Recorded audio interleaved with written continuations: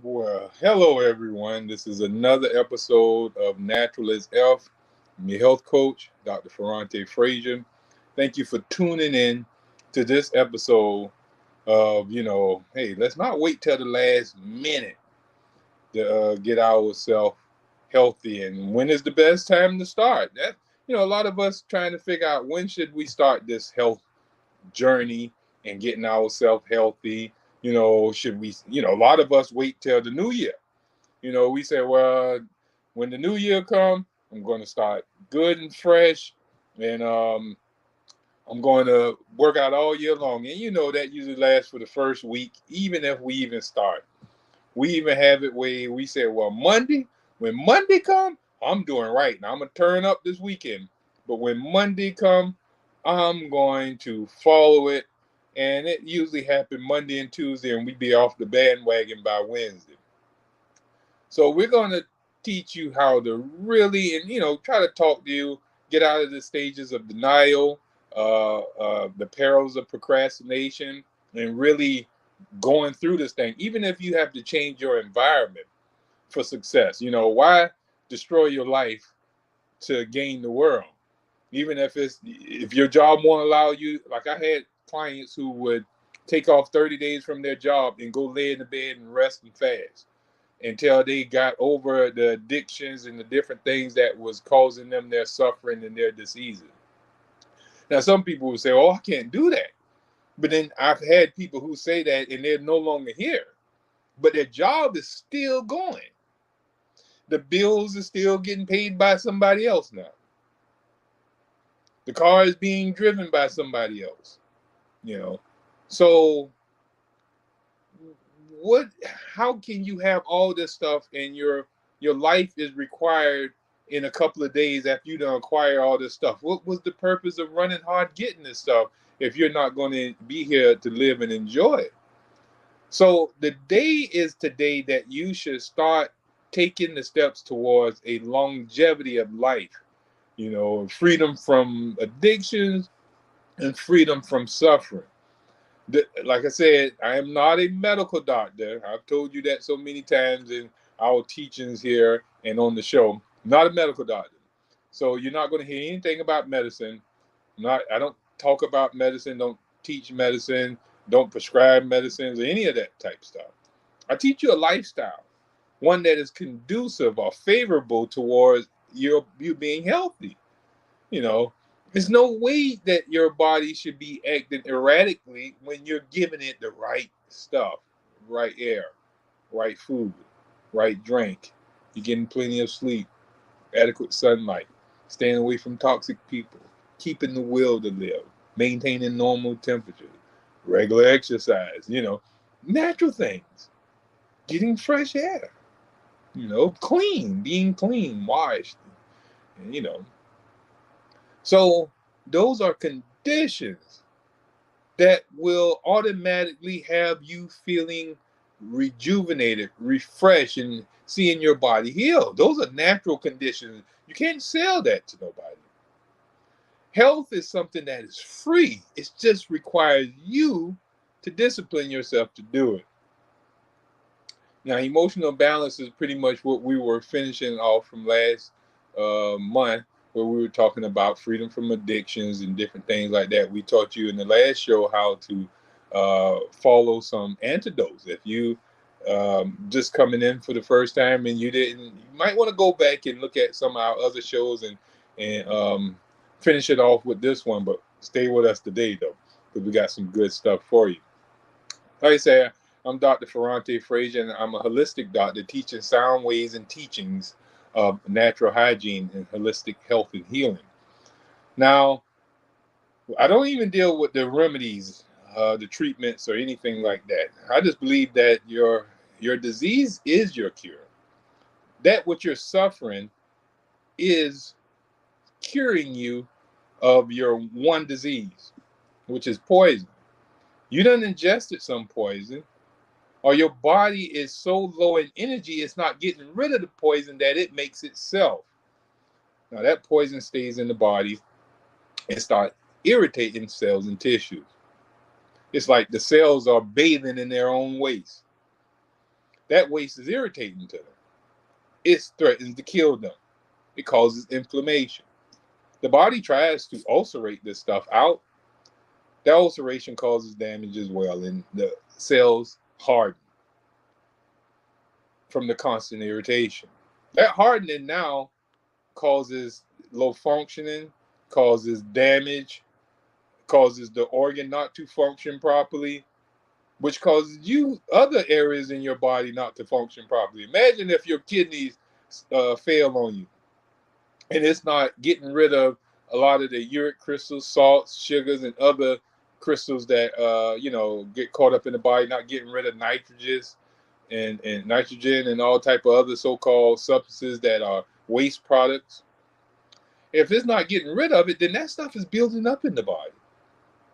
We see people who go to dialysis. If they don't go get their dialysis treatment, oh man, they start getting loopy, out of their mind, because those waste materials are circulating through their blood, going to their brain, causing damage.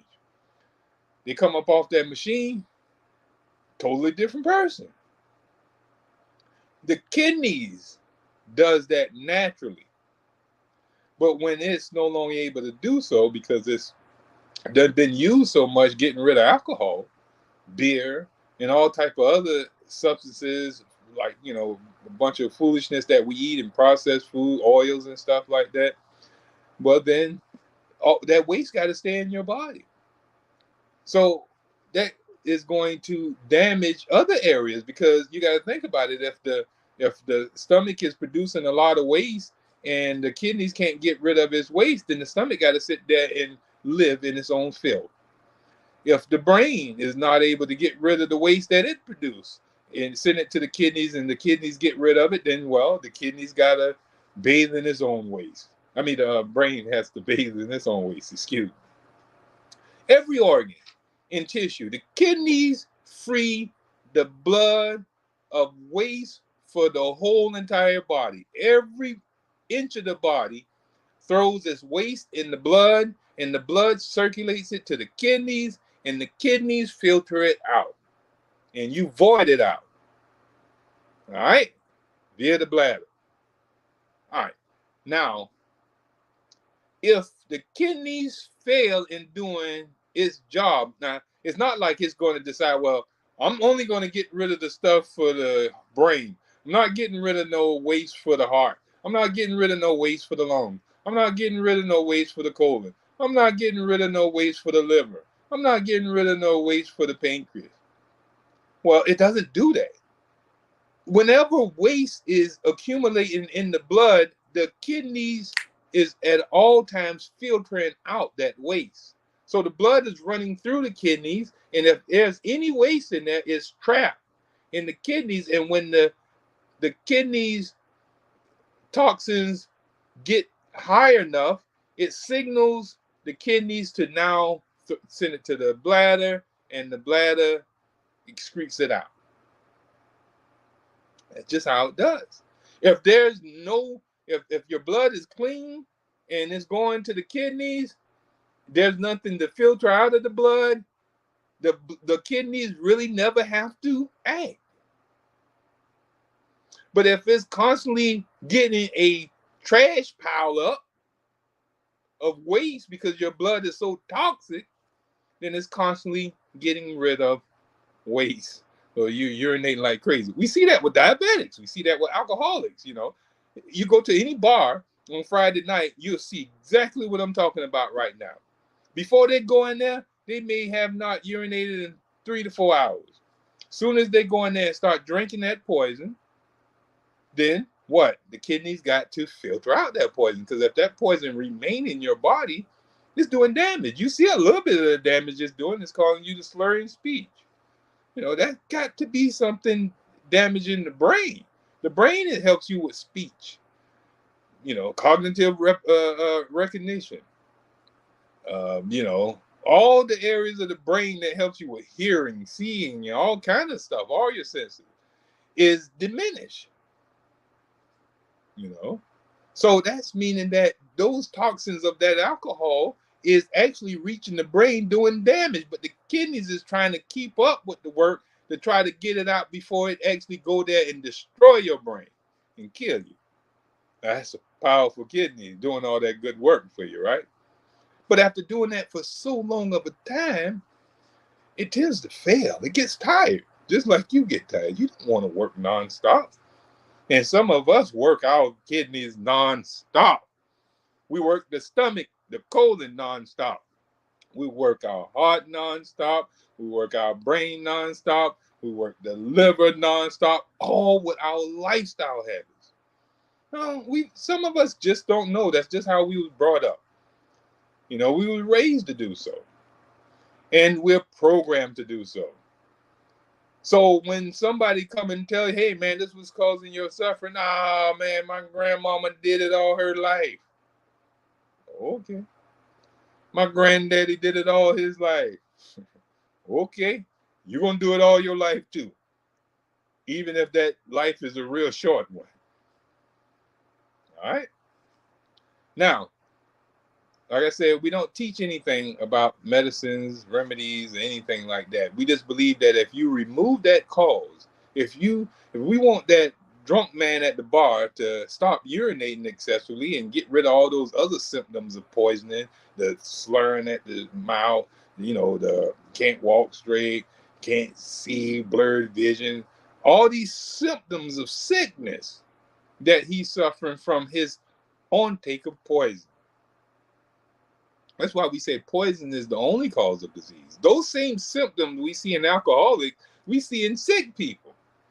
But they don't realize that they've been poisoned with something. They didn't realize Nabisco poisoned them.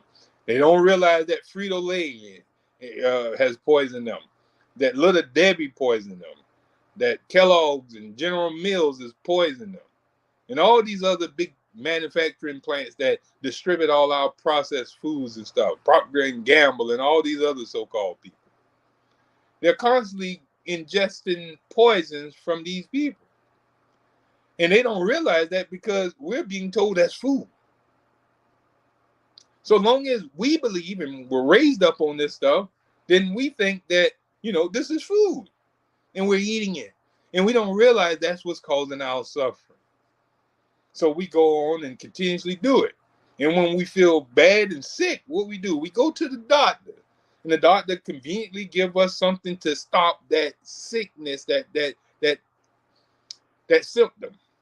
Now imagine when you go to the bar and you start drinking and you start excessively urinating. And the bartender, you tell the bartender, man, I'm urinating like crazy. He said, well, take this pill and you'll stop urinating.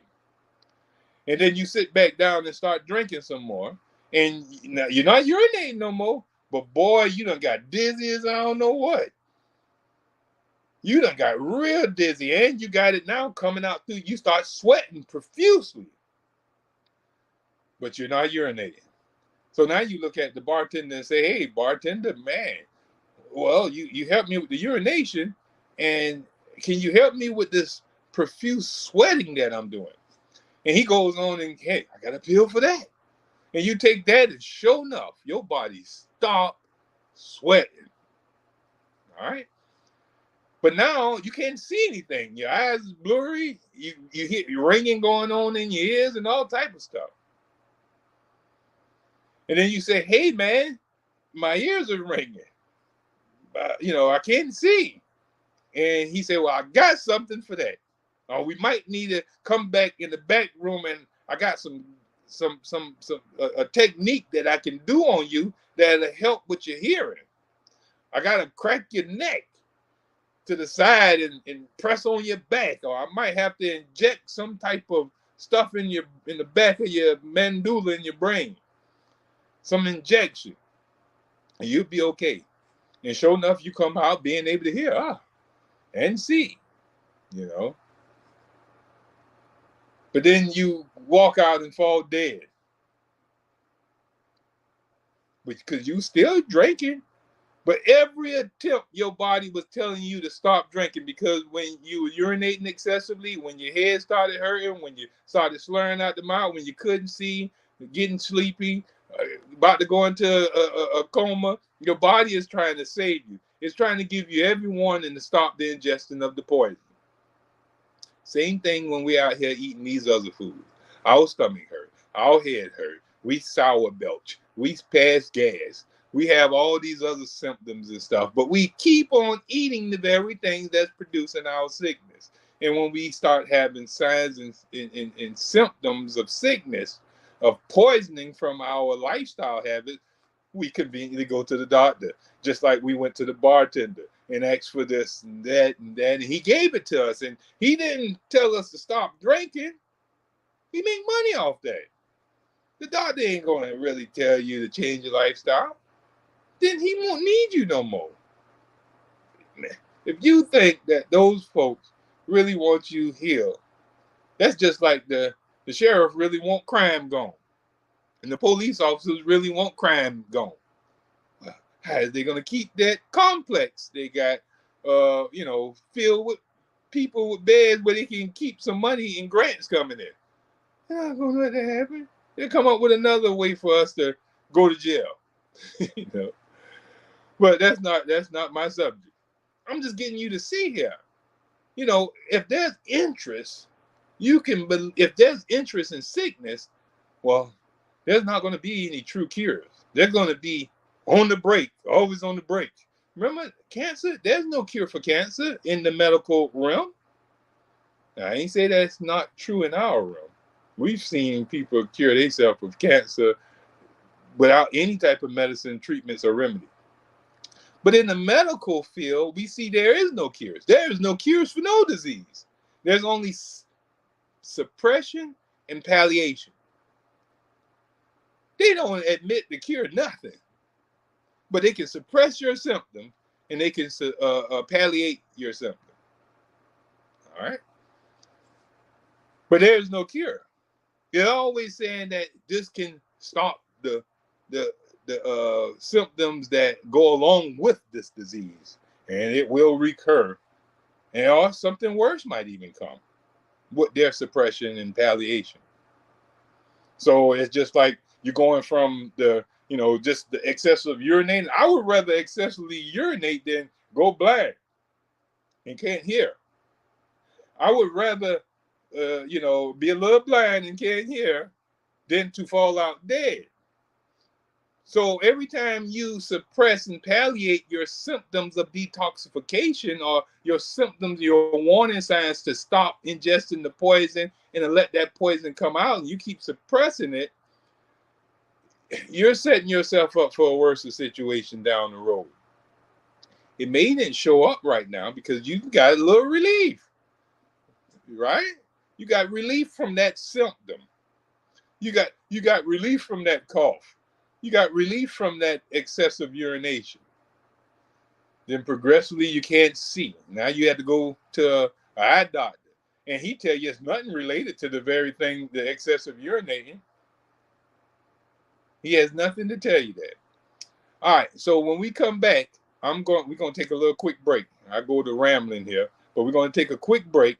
And when we come back, we're gonna start talking about the 7 stages of denial and choices open to the addict. So we'll be right back. Hi, I'm Katie Brewington and I'm running for Magistrate Court Judge. Magistrate Court is often called the People's Court because people represent themselves or are pro se litigants. Magistrate Court handles civil claims up to $15,000, dispossessory proceedings, pre-warrant applications, and good behavior bonds. I'm a great candidate for judge because I have the experience, compassion, and drive to get the job done. I have been a probation officer, a criminal defense attorney, a solicitor, and a municipal court judge, and I will take all of that experience to get the job done. So remember, vote Katie Brewington, May 21st. Transformative, that's what Sonia Jackson is. Creative, that's what Sonia Jackson is. Compassionate, that's what Sonia Jackson is. Leadership, that's what Sonia Jackson demonstrates. Dedicated, that's what Sonia Jackson is. Chatham County, there's never been a tax commissioner like Sonia Jackson. She has made the office more accessible, more consistent, more convenient, and more service-friendly. Let's keep Sonia Jackson while she takes the tax commissioner's office to new heights. On May 21st, cast your vote for a great public servant. Vote Sonia Jackson for tax commissioner. If you don't give up your addictive lifestyles and your habits, and you continue the addictive lifestyle and the addictions that you have, if that's smoking, drinking, excessively eating wrong, stimulating food, whatever your addiction is that's draining your body of vital energy, well, your body is going to become weaker and weaker every time you use that stimulant, even if it's the drugs of the medicine man, herbs from the remedy man, therapeutic treatments from these so-called natural healers. Every time you go in there and take these so-called, natural cures and stuff, your body, you're fighting your body healing itself. If your body is sneezing, let it sneeze. If it's coughing, let it cough. If it's diarrhea, let it run its course. If you're vomiting, let it come out. That poison is trying to escape your body. And if you go to any so-called healer of the arts, or these so-called doctors or whatever they are, and you allow them to use their modality on you to stop and suppress what you're crying about. I don't want to cough no more. I want this sneeze to go away. I need this rash to stop. Well, take this, take that, rub this there, rub this there, do this. Let us cut here. Let us cut there. As long as you continuously let them practice on you, you're going to go down a long, rocky road of suffering and degeneration to your body, cutting your life in short. Because they are interfering with the work of the body. That cough is your cure.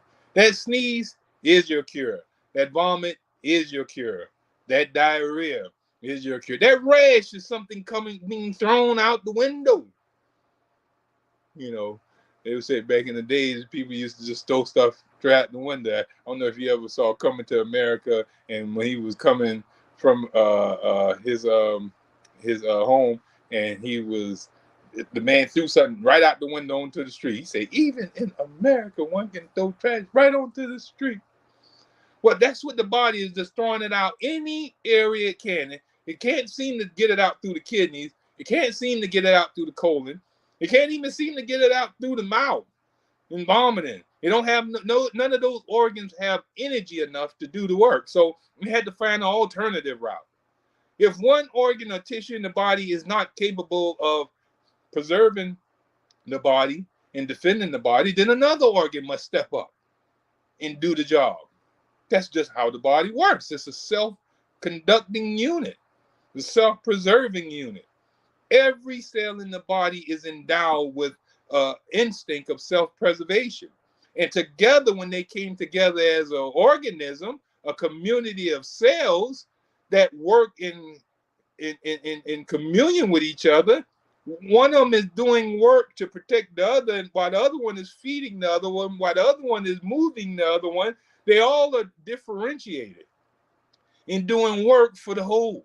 The feet do the job of the feet, the head do the job of the head, the hands do the job of the hands, the kidney do the work of the kidney.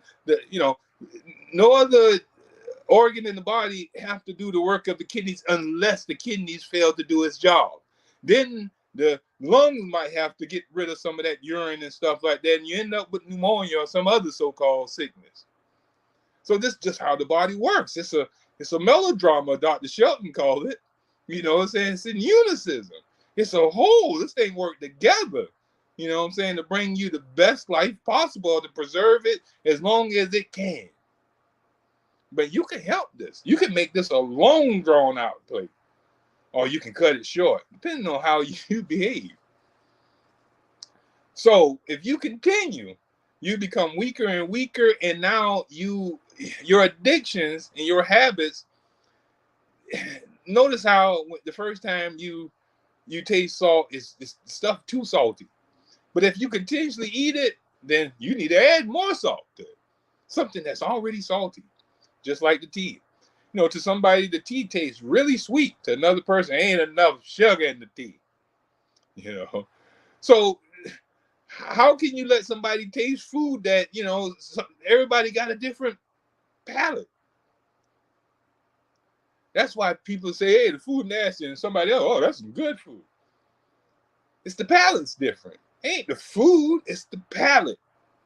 Same thing with the drugs. When you're able, or any addiction, when you start to be able to palate something, then you need more of the poison to get a movement.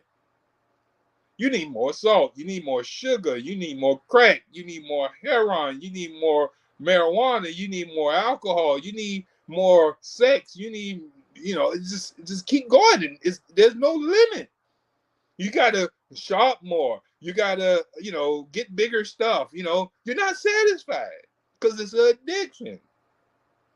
And the more you do it, the weaker your energy become, the more you're going to need more of the addiction. Eventually, it gets you to a point where you're depleted in your energy, and now you start suffering with symptoms in your body. Or even it can lead straight on to death.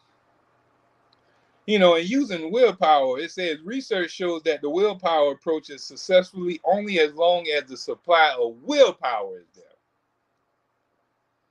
You know, according to Dr.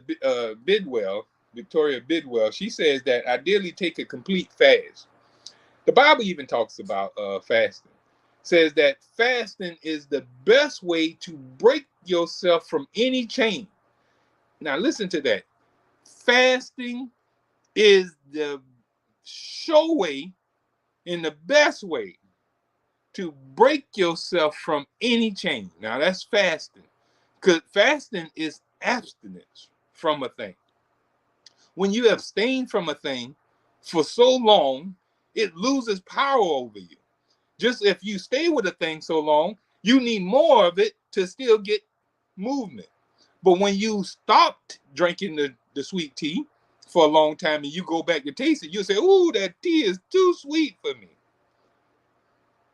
If you stop with all the salt on your food and you go back and try to eat salty food, you say, oh, that's too much salt. You don't have the palate for it anymore. You can't tolerate that much no more. But right now you got a toleration. Who is that? Disappeared. How Hey, you doing Doc. today, man? I had to get in here because I heard you talking about fasting being the sure way to break them habits. Oh, that's definitely true. Well, that's like I said, that's what the Bible says. You know what I'm saying? Just like with drinking. You know, the first time you drink, you can't drink a whole fifth of gin or liquor. Some people may try and kill their darn self. But you might drink a little bit and you be right here stupefied.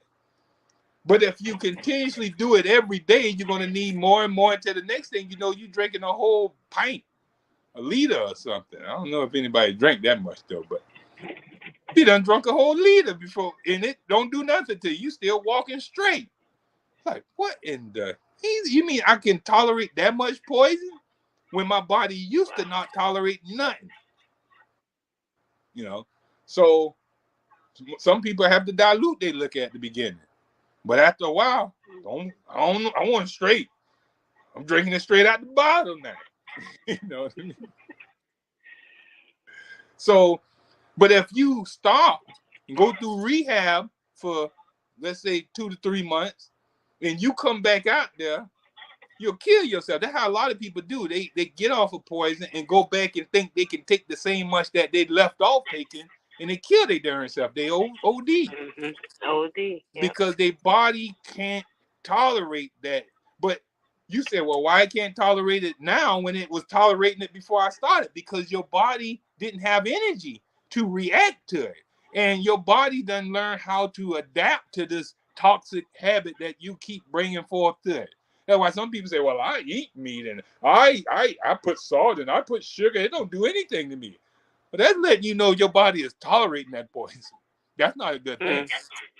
You know, and that's not ideal to be going around here saying that, Mo, I can drink strychnine. I can do it. It ain't do nothing to me. You know, not strychnine. You know what? That's pretty much what the folks feeding us, and you know that's pretty much what Kellogg's and his homeboy General Mills giving us. You know, so tell me what made when I started talking about fasting is breaking every chain. I know you got something to put with that. Well, nothing. I just wanted to get in on the conversation because fasting just clears everything out. It clears everything up. It gives you rest. It gives you the ultimate in waking rest. You know, I mean, you couldn't do no better than to go to sleep. It would be really good if what we could do, Doc, is put people to sleep. Hey, I say that's kind of how the medical doctors do. You know, when people are suffering with really bad pain and stuff, they put them in a coma, a medical induced coma. But that's not ideal though. But still though, it kind of helps them out. You know what I'm saying? It does help them out. In the coma. Exactly. It does help them out. They can't do anything except sleep. And what does that do? It recharges the battery. Of course, I don't know all the drugs that it requires to keep somebody in a coma. Like, are you getting a steady drip of some drug or something like that? Because then that's not necessarily good. But if we could figure out a way just to get people to sleep for about 3 days. Just 3 days at a time. 3 days. Yeah, 3 days at a time. We can get them to hibernate for a whole winter though, like the bear. Oh man, if I can go hibernate like the bear. I would if I could, but I don't think that. Of course it's not ideal, but I don't want to be a naysayer. Maybe somebody can do it. Maybe people will do that. I don't want to say people won't do it or can't do it. Well, check this out, Michaela. There's a psychologist at the National Institute of Mental Health named Dr. Shlomo Brisnitz. Okay. All right. Well, she has identified 7 levels of denial that people go through, these stages of denial. And this is the 7 stages of denial that I wanted to share with the listeners today, right? Okay. Denial of personal relevance. All right, that's stage one. That's the first stage of denial. And you remember when we were younger, we used to always say denial was don't even know that I am lying. You ever heard that? Denial was don't even know what? Don't even know I am lying. No, I You don't never know heard them. that before? No. Denial. If you Right. break each word down, don't Right, each even letter, know I am right. lying. Wow. No, I never heard that. No. Yeah. Well, I that's like what we that say though. when But we're I young. ain't lying. I ain't gonna never be lying. They go to denial. Okay. Okay. I'm gonna do my best to never be lying. Well, I'm gonna try not to lie. You know. Yeah. All right. So stage one, denial of personal relevance. Like, sure, I'm overweight, but I'm really healthy otherwise. Yeah, I hear people say that all the time. You know what I'm saying? Yeah, I'm big bone, but you know, I ain't got no sugar, I ain't got no blood pressure problems or anything like that. But yeah, I ain't fat, I'm 380 thick. pounds. Huh? I ain't fat, I'm thick. I ain't fat, I'm thick. I still look good in my clothes. These 250 pounds is everything. And dudes still be whistling at me. When you 5'3", you 5'3". That's not funny. That's not nice. We shouldn't be talking about people, Dr. Frazier. Yeah, stop talking about It people. is Stage two. It is the truth. Stage two. Denial of urgency. Okay, so I need to lose a few pounds. So what? There's plenty of time to go on a diet. I can wait till the beginning of the new year. You know our favorite. I was telling them my favorite thing is say, well, Monday, I'm only drinking juice for the whole week, 7 days. Starting Monday. Or when we say that tomorrow I'm gonna do right. Right. You know, tomorrow. Right. And then when tomorrow comes, it's actually today, and then there's still tomorrow, the next day. So it's always tomorrow, right? It's always a day away. So nobody lied. Yeah, because I'm starting tomorrow. When it comes, I thought you were starting. You said yesterday you were starting tomorrow. Well, yeah, I am starting tomorrow. Tomorrow ain't till tomorrow. Yeah, right. It's always going to be like that. Stage 3. Number 3. Denial of vulnerability. I'll be okay no matter what weight I am. I have good genes. The diseases that come with obesity could never happen to me. But yeah, high blood pressure, diabetes, that don't run in my family. You know, that ain't gonna happen to me. Look at me. I was always big like this. I was big when I was little. You know, I know how I can work while I'm smoking. While I'm smoking my crack. Huh? I go to work every day. I might smoke crack, 100 pack, 200 pack, 300 pack, an ounce, a brick of cocaine or whatever. But that's okay. No. I go to work the next day. Oh my. I go to work the next day. Okay. And I got a big house. I'm wealthy and all this type of stuff. So, I could never be in a crack house or anything like that. That's denial, right? I should have used something else. I should have used that. That's okay. Denial is denial. Okay. Number 4, stage 4. Denial of feelings. I know I have to go on a diet sooner or later, but I'm not the least bit worried. Like, it really don't matter to them. Denial of feelings. Yeah, I know I'm going to have to stop smoking crack one day. I'm not worried about it right now, though. Huh? And that's denial of feeling. So, yeah, but we can even. So I don't feel bad about this thing that I'm doing. I'm aware, and I'm not. I feel all right. I feel confident about it. Right. Even with food. Okay. I know I can't keep eating the way I eat 10 hamburgers at one time. Sitting here eating all this toxic food and stuff like that. I know I need to stop. but I ain't worried about it right now. When that time comes, I'll address it. When the doctor say, hey, your disease is incurable. Now I want to do something. I want to go to church and pray and ask, oh, God, please forgive me. And go and start looking for herbal remedies, going to try to look out holistic doctors and all type of other stuff. Because now the medical man said there's nothing we can do for you. Right. You gave up. Then I'll start worrying about it. Huh? Okay. Number 5, denial of source of feelings. I've been a little concerned lately about this overweight, but not because of my physical symptoms. You heard that? It's like, I don't know if you got froze there. Look like you froze on me. Well, anyhow, I've been a little concerned lately about this overweight, but not because of any physical symptoms. So they're saying that it's, their denial of their source of feelings, where it's coming from. It's really coming from how you feeling and how you're aching and stuff like that.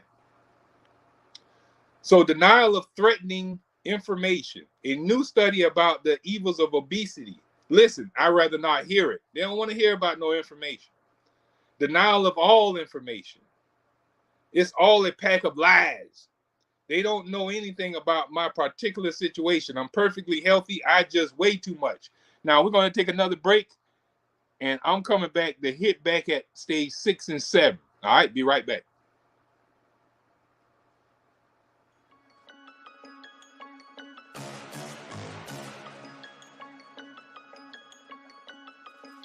Hello, I'm Richard Coleman, and I'm running for the office of Sheriff of Chatham County.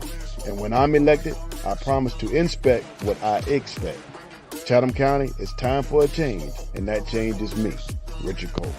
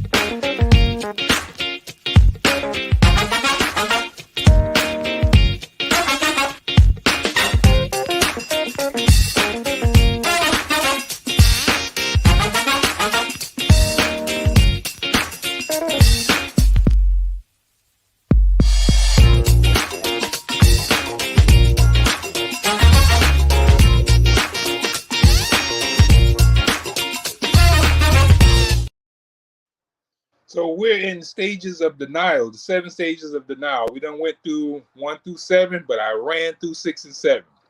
And I want to just double back the 6 and 7. Denial of threatening information. Most people, when you want to present them with information about why they're suffering, why they're hurting, like, hey, your gout is because of all that darn red beef you eating. Every time you eat a piece of steak, you have a flare-up, right? You have this flare-up going on. And so you showed them that there was a new study saying that, red beef leave uric crystals in the joint area and cause you to have this gout. Eventually, you have to have your toe cut off. I don't want to hear that, especially while they sitting there cooking a T-bone or a ribeye or something like that. If that's their favorite food and they love eating that food, you're about to take them out of their comfort, out of their addiction, and they don't want that. They don't want to read no information like that. Like I was telling a friend of mine a couple of nights ago, I was sitting over and he was telling me about he wanted to, get off of alcohol. And I told him about a study by Dr. Amen over in California where he shows brain scans of people's brains when they're using alcohol, using meth, when they're using cocaine, marijuana, a whole bunch of other so-called stimulants, irritants, and drugs and stuff like that. And he showed a perfect brain, a person who didn't use no type of drugs. And he showed many scans. They done been doing it so long that they got buku of scans. And they showed the scans of people who didn't indulge in toxins and stuff like that. And their brain, blood flows in their brain beautifully. It lights up like beautifully when their brain is being scanned. Blood is flowing everywhere. It's like the whole brain is just filled with blood. When a person who were like stimulant, special alcohol, an alcoholic brain looked at like Swiss cheese. They had so many holes and craters in it where blood cannot flow because the scan will show up where blood is at. So that means majority of the brain wasn't getting blood. And why you see a lot of people, alcoholics, do suffer strokes and stuff like that, because that alcohol crosses the blood-brain barrier. Just like a bunch of other poisons, aspartame. Marijuana stimulate the brain, right? Stimulate is irritate. That's another word for irritate. So all these so-called stuff shows you that these brains are affected. All right? So I was telling him about this information. I don't know if I want to hear that, because it's information that's going to scare you out of your addiction. It shouldn't be scary, but it's good if it's scary, if it, catapult you into a higher level of being. Right now, you're in a lowered level of being because you're being an alcoholic that's causing you suffering. But your higher being is free from addiction, free emotionally. You're doing worthy goals and things in your life. Now, that's your higher self, Denial of all information. It's all a pack of lies. All that what you talking about now, man, there's another study that said, smoking marijuana cure cancer and it put me to sleep, get rid of my pain and all this type of stuff. Well, you got to see who's doing these studies now. They're allowing these same people to do the study who growing the marijuana, who's distributing the marijuana, who's, what all these, the alcohol people, the tobacco people used to do all these studies. They were saying, no, tobacco don't cause cancer, don't cause lung cancer. We know that to be a lie. But according to their science, it did. Now, whose science is it? Who's doing the science? You got to think now, the scientist who's doing the science is the very person who's getting paid by the person who they got to be in favor for. So if I'm working for Lil Debbie and I have to, I got to make a report saying Lil Debbie's are wholesome and got a bunch of vitamins and minerals in there. Well, if I write and get a report and say, man, this stuff toxic, got a bunch of dyes and chemicals and it's going to kill little kids as they eat it. Well, Lil Debbie going to be hot with that if I give a report like that. Matter of fact, I'm no longer going to have a job because they're going to fire me. They're going to get somebody who's going to publish what they won't publish. All right? So if I want to keep a job, I'm going to report, well, there's indication, it appears. I say words like that, it appears. From more study must be done, but it appears that there could be vitamins and minerals that can possibly nourish little children's body if they was to take one with them to lunch and have one in the evening time just before their dinner. Man, a lot of parents would be out there like, whoa, I'm going out there and getting them Lil Debbie. I got to nourish my child. All it did was, help Lil Debbie, But that's how all studies are going. Unless you have some, it's really kind of hard to have a third unbiased scientific study because everybody's getting paid to do this. And if you don't put out the right product and results, you're not going to be called upon anymore. Your science lab is going under. You get funded by the people who are getting you to do their work. Harvard and Yale and all these different scientific labs and universities. If you're not putting out the information they want you to put out, you no longer have a job. If you go up against their science, then you're out of the door. So you're going to keep up with their foolishness. That's just the way it is. All right, let's go on, because we're almost out the door here. Perils of procrastination. You wish to change, even though what you have to do to change is most disagreeable to your comfortable lifestyle. Let me tell you, time's up. Stop it today. You make a definite decision to follow the health-seeking program, self-introspection, diet, exercise, fresh air, sun bath, emotional balance, and so on. I'm telling you, time's up. You needlessly delay following the step-by-step approach provided. You put off making the little changes necessary to redo eating, living, thinking pattern. Time's up.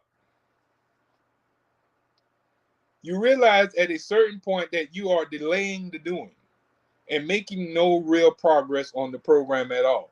I have clients do this all the time. They want to make the change. They come to me, sit down with me. I go through the spiel, teach them about holistic health and healing, show them where they're causing their own symptom. And the only way to get rid of that is to remove cause and start practicing the conditions for health. Get fresh air, rest, and relaxation, eat the right foods, and get regular exercise. Stay away from toxic people. Keep the will to live. Keep emotional poise in your life. Go out into the sun, ground yourself on the ground. Keep a cheerful outlook. Be happy, smile, laugh often. I tell them these things. They're not ready to give up their weekends. They're not ready to give up their meats and their seafood smothered in garlic butter. They're not willing to give up their alcohol and their association with their friends and their drink outs. Not ready to get away from their eating binges, their buffets, their favorite food. They're not willing to give up that stuff. Not yet. They'll give it up for a day or two here, but they're not willing to give it all up. Well, I want to be healthy, but I'm just not ready to give up all that. I know what I heard he say, but I ain't ready to give that up just yet. He'll never know.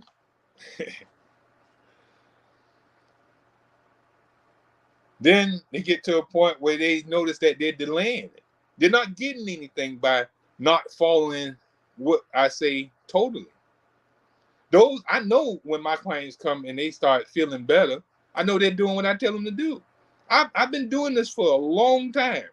And the clients that I know listen to me, they health turn around 2 to 3 months, 5 to 6 months. They new people when they follow it to the T. And I mean, I can tell because they asking me what to do. They calling me on the phone. Hey, what should I be doing in this? Hey, what should I be doing there? Those are the ones that be with me. Those who run from me, or I don't hear from them until they sick again or hurting or whatever, or something ain't right. They're not following it. I know. And they wondering why they're not healed yet.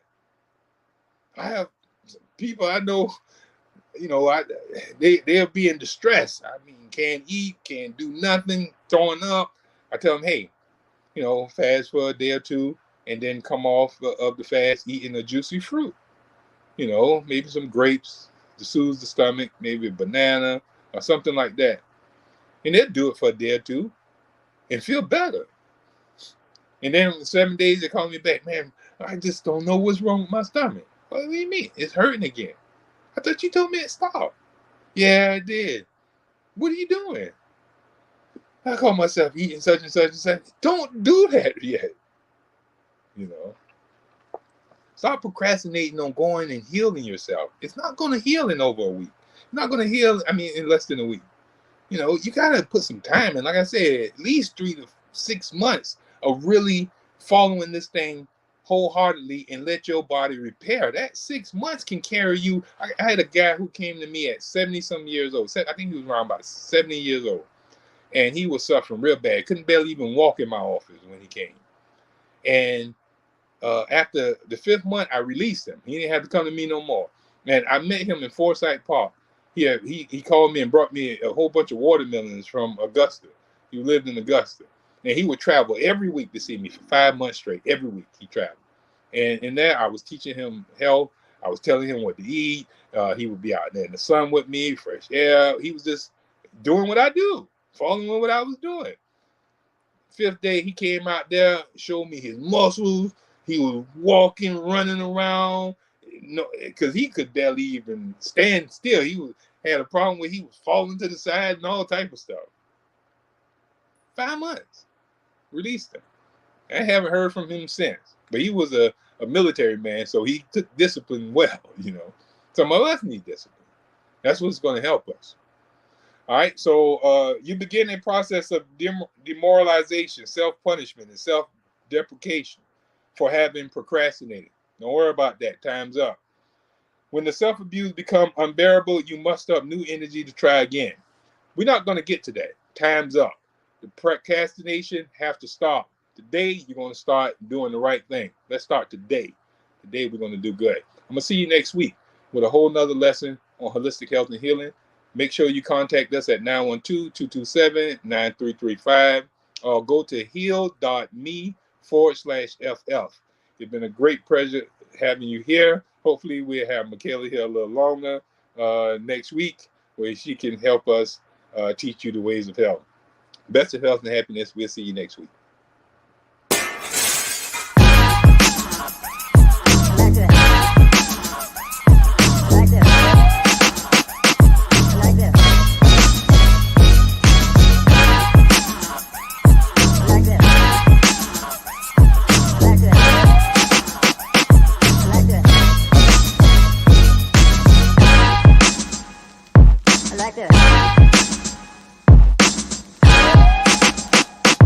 Like this.